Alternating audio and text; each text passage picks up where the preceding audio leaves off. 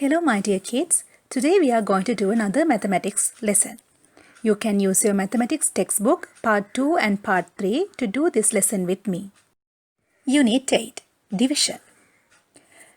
Kids, we learned about the multiplication. So, this time we are learning the opposite of multiplication, division. When you divide something, always the value decreases. And here you can see the sign of division. What are we learning today? Let's see today's word. Today we are going to divide 3-digit numbers by 8, 9 and 10. Before we start today's lesson, we'll recall the things we learned in the earlier lessons. So, in the first term, you have learned about division by memory. 8 divided by 2. The answer is 4. If you multiply your answer 4 and 2 together, you will get 8 again. Because multiplication is the opposite of division. There are two methods to divide a sum. One is the long division, the other one is the short division. In this lesson, we are going to learn about the long division. Here I have done one sum, 75 divided by 4 in long division. The answer is 18. There are few words which you have to learn when you are doing division. The number you are going to divide is called the dividend. 75 is the dividend here. The number you use to divide is called divisor. It's 4. You are going to divide 75 by 4. 4 times. So then divisor is 4. The answer is called quotient. 18 is the quotient here. And remaining ones are called remainders. So here you have 3 remainders. Let's divide by 8. When you are dividing by 8, you need to know the multiplication tables, 8 times table, which you have learned in your previous lesson. Here the sum is 826 divided by 8. 826 is a 3-digit number, where the 8 is in the hundreds place, 2 in tens and 6 in units. And 8 is the divisor, 826 is the dividend. That means you are going to divide 826 by 8 in long division. Let's start division from the hundreds column. Inside 8, you have only one 8, which means 8 times 1 is 8. So first you have to write 1 in the answer side. 8 times 1 is 8. 8 minus 8, 0. Then take the next digit down near to your previous answer. That means once you subtract 8 minus 8, you get the answer as 0. So write 2 next to the 0. Then there are no 2's in 8 times table. 8 times 0 is 0. Once you subtract 2 and 0, you will get the answer as 2. 2 minus 0 is 2. Now take 6 down next to the 2. That means your answer 2 minus 0, 2.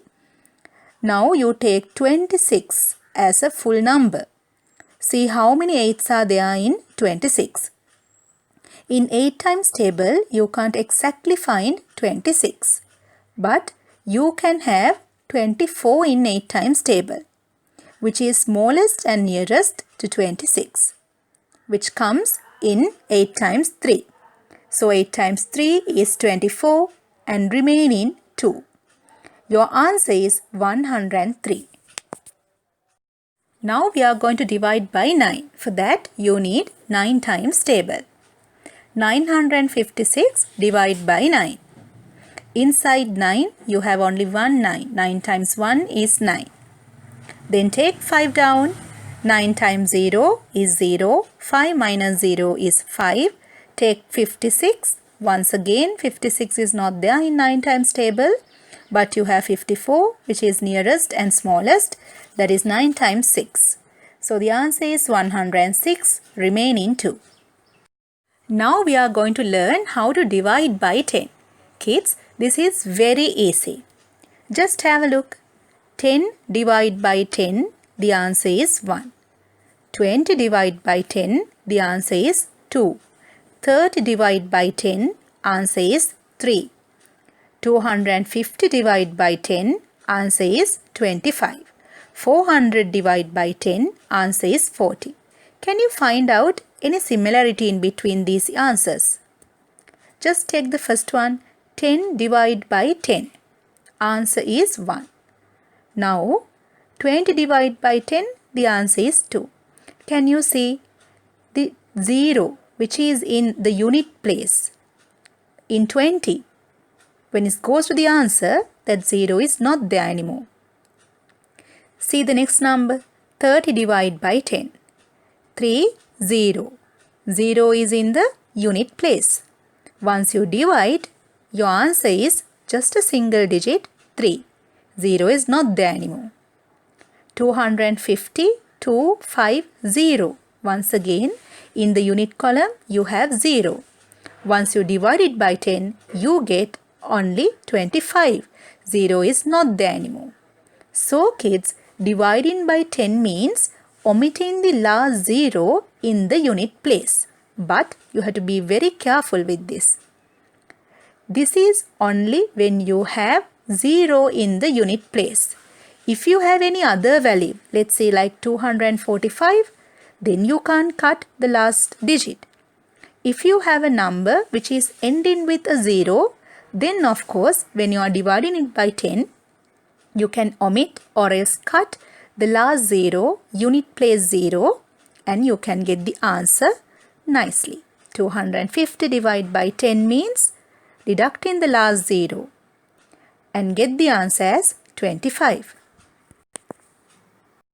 Now see this sum, 357 divided by 10.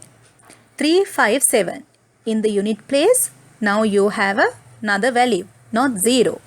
So then you are not supposed to deduct or omit the last digit in this sum, because here you have 7, not 0.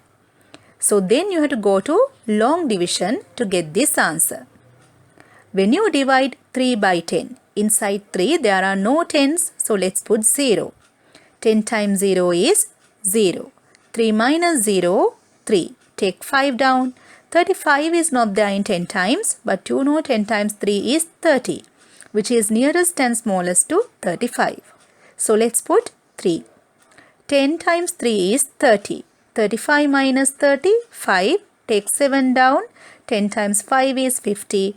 Here you have remainders. 35 is the answer and 7 remainders.